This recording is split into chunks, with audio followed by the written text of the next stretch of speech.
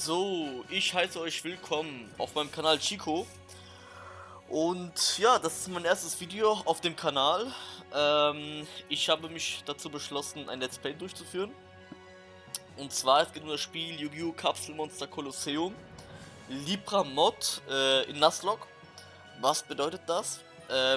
Libra Mod heißt, dass das Spiel halt gemoddet ist. Der Name des Mods ist halt Libra. Und es ist viel schwieriger als das Base Game. Und Nuzlocke bedeutet dazu nochmal, dass wir die Kapselmonster, die wir hier verlieren in dem Spiel, auch wirklich dann tot sind. Wir dürfen die nicht wieder benutzen. Ja, für die Leute, die jetzt das Spiel nicht kennen, ich werde in der ersten Runde kurz erklären, wie das Spiel funktioniert. Ist eigentlich ziemlich selbsterklärend. Und genau, da würde ich jetzt mal sagen, wir fangen auch direkt an. Ich werde das Ganze in zweifacher Geschwindigkeit spielen, damit es einfach ein bisschen schneller geht. Genau. So, da haben wir auch schon den Einstieg. Also das Spiel ist wie, ja, ein Schachbrett aufgebaut, kann man sagen. Gleich werdet ihr es besser erkennen können. Erstmal müssen wir einen Namen geben für unser Symbol. Das machen wir mal, wie machen wir das am besten? Libra. So. Ich schreibe jetzt schon mal direkt dazu Dark, weil ich weiß, mit welchen Symbol ich spielen werde. So. Und zwar, wir haben jetzt hier, wenn es laden würde, so, verschiedene Symbole. Also, wie ihr wisst, bei Yu-Gi-Oh! Gibt es ja verschiedene Monster und die haben verschiedene Attribute. Also, wir haben einmal Finsternis, Licht, Donner, Wald, Wind, Erde und Wasser und Feuer. Und Finsternis. Genau. Vorweg, das Spiel ist auf Englisch eingestellt. Es gibt eigentlich auch eine deutsche Version davon. Aber der Mod funktioniert nur mit dem Englischen deswegen. Aber das sollte kein Problem darstellen. Wie schon gesagt, ich entscheide mich hier für Dark. Ist mein Lieblingssymbol. Jetzt können wir noch die, ja, Halterung, sage ich jetzt mal, festlegen. Ja, nehmen wir das. Und dazu nochmal die Farbe. Da können wir am besten Ash oder Onyx.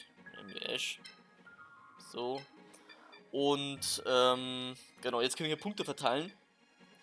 Was bedeutet das? MP sind Monsterpunkte. Damit können wir Monster vom Laden kaufen, sage ich jetzt mal. Das werden wir auch nochmal gleich sehen.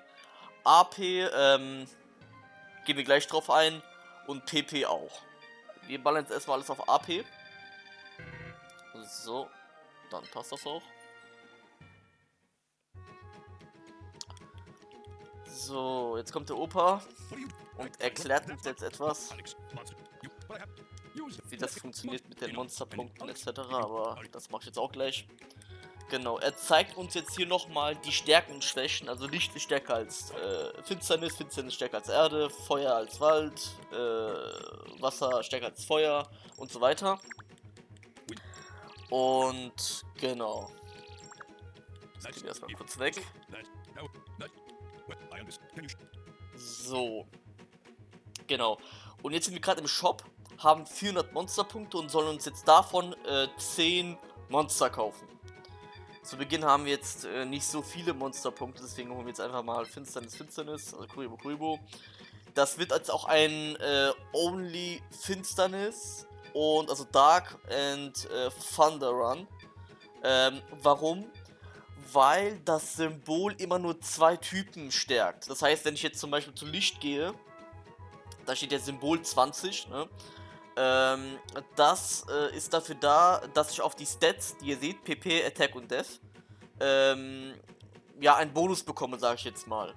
Und diesen Bonus bekommen nur Finsternismonster. Und das seht ihr auch hier schon, genau. Attack wird gepusht, wird verstärkt. Und Thundermonster sind davon betroffen. Die kriegen Defense Push. Ansonsten gibt es hier keinen Push. Ich könnte auch zur Erde gehen. Bei Erde müsste man es sehen. Genau. Erde ist zum Beispiel schwach gegen uns. Also wir besiegen Erde. Wir sind stärker gegen Erde, effektiver. Und dadurch gibt es auch hier PP-Loots, das heißt, die verlieren Leben. Also man sieht, das Spiel ist dafür gedacht, hey, je nachdem was für ein Symbol du wählst, nimmst du auch deine Kapselmonster. Natürlich kann ich jetzt auch mit Wald spielen, da sind die Stats basic, aber das wollen wir jetzt nicht. Damit wir es schwieriger haben, wenn wir ein Only Donner und Finsternis Run machen.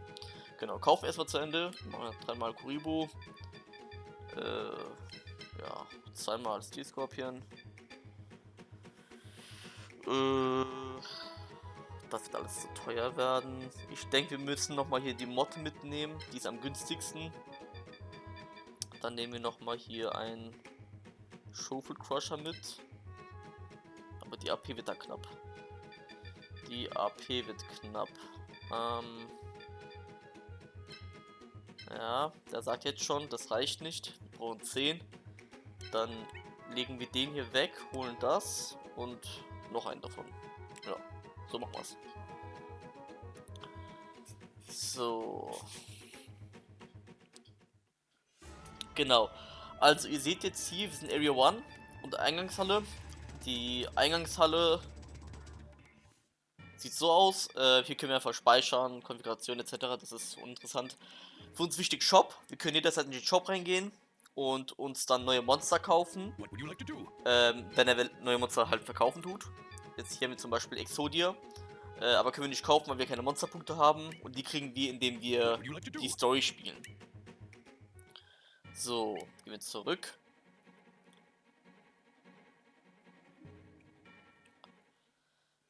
So, wir haben jetzt hier die Area 1. Und hier starten wir auch. Es gibt insgesamt 4 Areas und dann nochmal eine Bonus-Area. Genau, wir fangen jetzt erstmal hier an. Area 1. Joey ist der erste Gegner, Typ Feuer. Fangen wir mal an. So.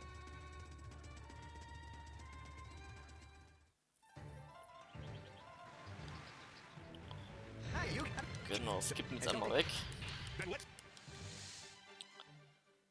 Also. Bei jeder Runde fangen wir hier mit einer Auswahl von Karten aus. Das heißt, wir müssen jetzt hier eine Karte wählen. Zum Beispiel jetzt hier die Karte. Ich habe jetzt 8, höher als die 4. Dementsprechend darf ich jetzt auswählen, ob ich als erstes anfangen möchte oder als zweites. Natürlich als erstes ist immer besser. Deswegen machen wir das jetzt auch. So, der Gegner beschwört schon mal seine Kreaturen. Seine Kapselmonster, sage ich jetzt mal. So. Jetzt erklären die kurz. Das mache ich aber auch gleich. So, also wir haben oben jetzt einmal die MP und die Maximum an Anzahl der Monster, die ich mitnehmen darf. So, ihr seht jetzt hier das Blaue bei den Monstern. Diese MP darf ich quasi verbrauchen in dem Spiel. Wenn ich jetzt hier den Kaminarikotsu anklicke, perfekt, geht dort weg von den 320. Und genau, und so muss ich halt meine Monster einteilen. Und wenn ich viel zusammen habe, darf ich dann loslegen. Wir wollen jetzt die nicht mitnehmen. Wir nehmen jetzt einmal hier Kuribo mit, nochmal Kuribo mit. Einmal ein Steel Scorpion und nehmen wir noch ein. Ja, nehmen wir noch ein Ding mit, oder? Ja, komm. Obwohl, nee, wir nehmen noch ein Kuribo mit. So machen wir das. So. Das Symbol legen wir jetzt hier hin. Also wir haben jetzt hier zum Start eine blaue Fläche und hier dürfen wir jetzt unsere Monster verteilen. Jetzt mach ich mal hier eins, hier eins, hier eins, dann nochmal hier eins. So. Genau, das Spiel ist jetzt sehr einfach aufgebaut. Wie im Schach gibt es quasi die, in dem Fall Monster hier. Und die kann ich dann halt bewegen.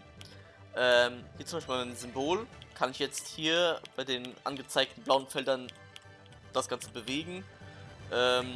Genau, und jedes Viech hat, sage ich jetzt mal, ein anderes Movement-Set. Das heißt, jeder bewegt sich anders. Wir sehen oben die AP, 250, und der Kuribo braucht 30 AP, damit ich ihn beschwören kann. Machen wir das mal. So, jetzt habe ich ihn beschworen. ihr seht, jetzt sind von 250 306 geworden. Ihr seht die Plus AP, das heißt, der Kuriboh, wenn ich ihn für 30 beschwöre, gibt er mir 56 Plus AP und nächste Runde bekomme ich das, was oben an Plus angezeigt wird, zusätzlich dazu. Genau, machen wir das mal. Den. Den. So. Und beenden den Zug. Jetzt ist er dran. Jetzt ist er dran mit Beschwören. So. Da kann man jetzt oben sehen, jetzt haben wir 575 insgesamt, um unsere Kreaturen zu bewegen. Da jetzt wenig AP verschwinden, können wir natürlich alle bewegen, aber später, wenn wir stärkere Monster haben, haben die höhere AP und dann wird es ein bisschen kritisch mit dem Bewegen aller Monster. Da muss man dann gucken, was für Monster man mitnimmt. So, zum Beispiel hier kann man sehen, was er hat. Hier Ankurama, Fire Reaper, Tamasol und Baby Dragon. So, jetzt sehen wir hier einmal Move und Attack. Also er kann zweimal, also zwei quer gehen und zwei nach vorne angreifen. Also das Blau ist dorthin, wo ich hingehen kann und das Gelbe ist, wo er angreifen tut. Wenn das gegnerische Monster jetzt, sage ich jetzt mal, hier wäre, auf diesem Feld, da könnte ich ihn hier dadurch angreifen, weil das Ganze jetzt dorthin geht. Genau. So, dann, ja, starten wir mal.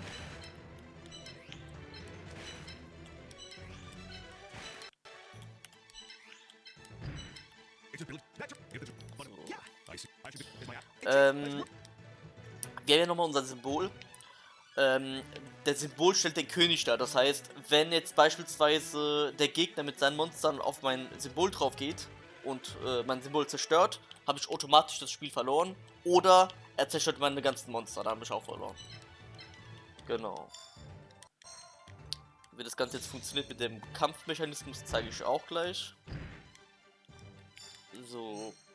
Jetzt kann man hier zum Beispiel sehen, der Fire Reaper kann 2-2, also 2 nach vorne gehen und 2 dann halt angreifen.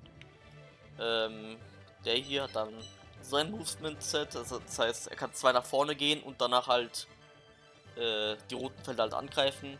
Das heißt, jetzt zum Beispiel 2 nach vorne gehen. Von hier aus gesehen, wenn man die roten Punkte jetzt anguckt, könnte er dann von hier aus, wenn er hier ist, hier nicht angreifen, sondern erst hier.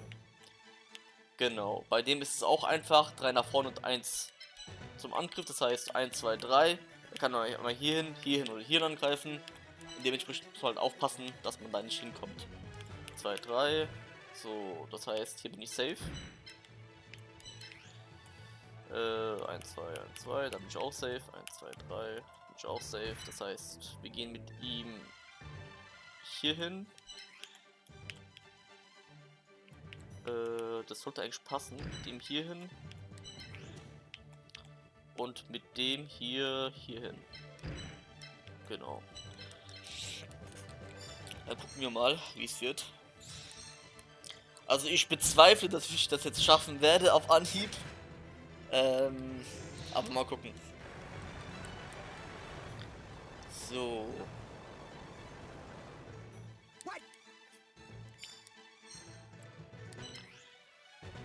Nun, da wir jetzt eine Entlassung spielen, bedeutet das, dass wenn der jetzt mein Monster zerstören sollte, ich dann Kuriboh nie wieder spielen darf. Also diesen Kuriboh jetzt. Ich habe 3 Kuribos und einen von denen, zum Beispiel jetzt den hier, den zerstörten, müsste ich dann abgeben und verkaufen.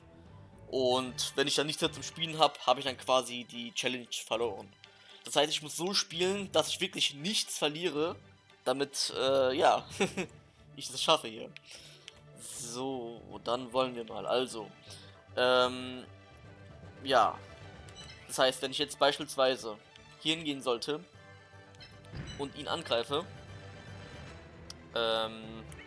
kurz dazu, wir machen mal PP, Attack und Defense.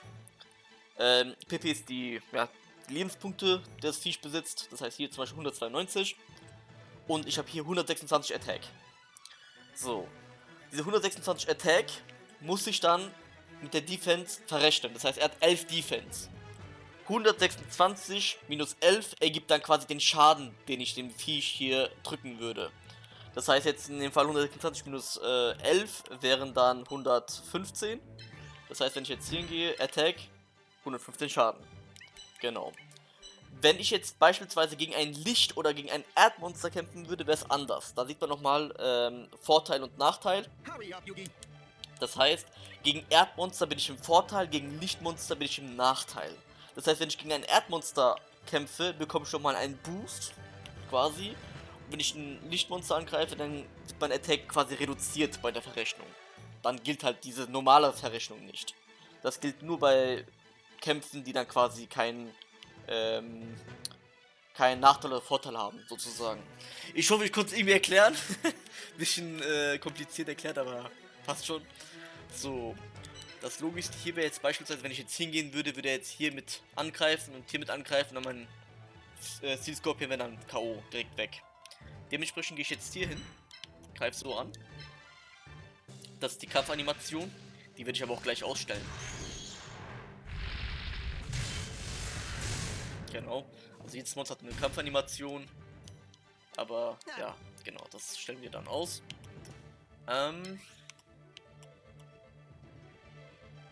Ja, ich könnte mich theoretisch gesehen einmal von ihm treffen lassen. Und dann ihn dafür zerstören. Dann wird er mich treffen. Aber er kann 1, 2, 1, 2. Gut, er würde mich nicht treffen. Aber ich hätte schon mal Schaden genommen, aber er wäre weg. Ja. Ich würde es jetzt erstmal nicht machen. Nicht riskieren. Wobei ich sagen muss, es wäre gut, wenn er nach vorne kommt. 1, 2, 3. Der kommt bis hierhin. Wir machen es einfach mal. Wir machen es einfach mal. Damit man es gesehen hat. Jetzt habe ich vergessen auszustellen. So, Kuribo. So. Dann wäre er down. Und ich kriege Erfahrungspunkte. 38. Das ist oben nochmal XP ganz oben. Neben Level 1. Und Next 62. Das heißt, bei 62 Erfahrungspunkten kriege ich ein Level up, dann werde ich Level 2. Und Max Level ist Level 9. Und mit jedem Level steigern sich halt die Stats hier. Genau. So, da er jetzt entweder hierhin oder hier hingehen wird, um den anzugreifen, gehe ich jetzt mit ihm am besten, wenn er hier hingeht, kann er nicht angreifen, gehe ich hier hin, wie kann der einfach? 1, 2, 3. Das heißt, wir gehen hier hin und greifen schon mal an. Schon wieder vergessen. Ach.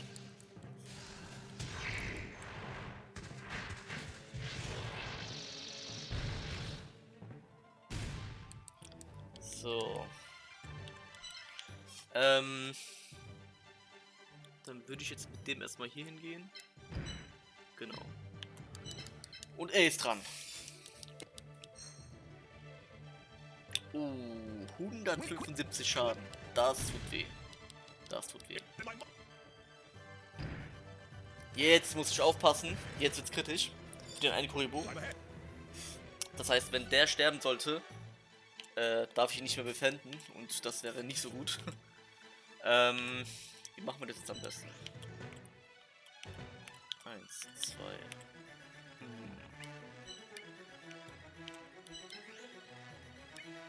Puh, das ist jetzt sehr, sehr schlecht. Also ich könnte ihn angreifen. Das würde gehen. Aber wenn ich jetzt mit ihm hier hingehe und ihn erledige, kommt dann er nach vorne und greift mich an. Dann bin ich tot. Deswegen geht das jetzt eigentlich so nicht. Ich könnte mit ihm jetzt ihn killen. Und so wird es dann passen.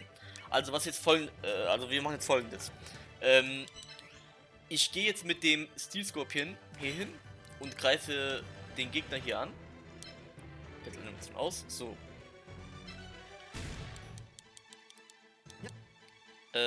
Anschließend werde ich mit ihm den hier zerstören.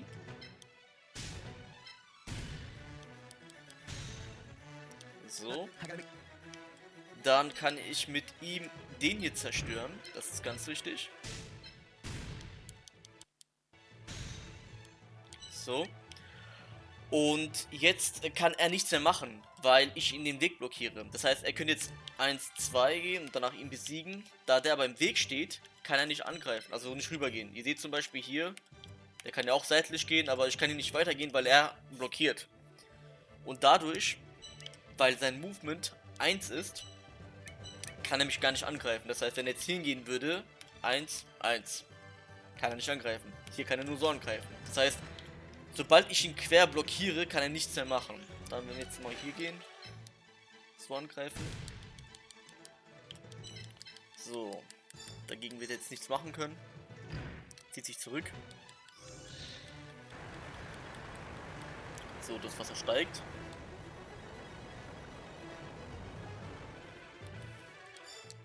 So, und ich denke, das ist auch schon Game Over. Ja. Du hast 41 Erfahrungspunkte, du hast 1. Dann würde ich den Kill dem geben. Derjenige, der den Kill macht, bekommt natürlich die Erfahrungspunkte. Wenn man normal angreift, kriegt man 1, 2, 3 Erfahrungspunkte, je nachdem, je nach Level. Hier sieht man schon, der ist schon Level 2. Aber ich lasse den Kill den machen. Das heißt, wir gehen mit dem hier hin, greifen den an. Und dadurch können wir jetzt mit dem hier nach vorne gehen und ihn angreifen. Genau. Und das Duell beenden. So. Genau. Und das wäre zum Beispiel jetzt die erste Runde. Das ist eigentlich nur so eine kleine Einleitung. Also sollte nicht schwer sein, aber hier sieht man schon ein bisschen die Schwierigkeit der Challenge. Wie gesagt, das Space Game wäre zu einfach. Deswegen habe ich jetzt das Libra Mod genommen. Ja gut, Libra Mod habe ich schon mal gespielt, aber die Challenge habe ich noch nie gemacht. Das ist das erste Mal, wo ich es jetzt mache. Genau. Und nach dem Kampf bekommen wir dann Erfahrungspunkte, weil wir gewonnen haben. Und die werden auch mal oben drauf jetzt angerechnet bei den Mons. Wir sehen jetzt zum Beispiel hier, Kuribo hat 95 Erfahrungspunkte, noch 5, dann wäre Level 2. Genau.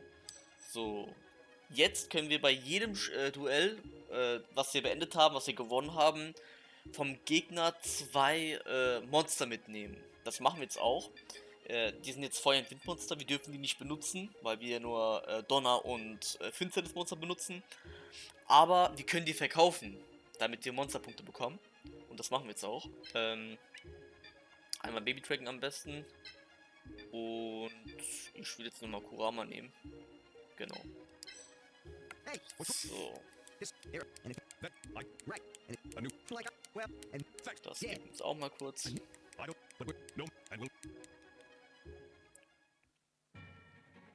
Genau, speichern.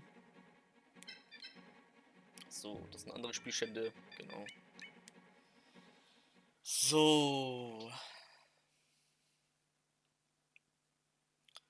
Und da wir jetzt den Gegner besiegt haben, kommen wir zum nächsten Gegner. Das wäre Tristan.